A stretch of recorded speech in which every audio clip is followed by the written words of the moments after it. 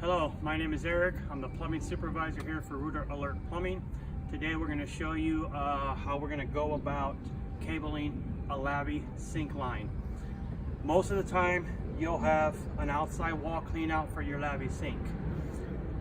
20% of the time, older houses, you won't have an outside clean out. You might have one inside underneath the sink, or at that point if there's not one in there, you will have to pull the trap and cable from there. But right here we have our clean out, so we're going to go about cabling from our outside clean out.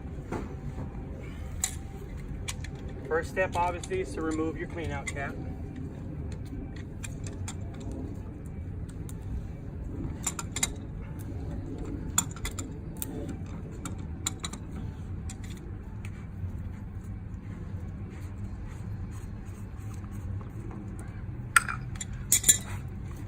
Once your clean out cap is off, now we can proceed with cabling your lavy sink line.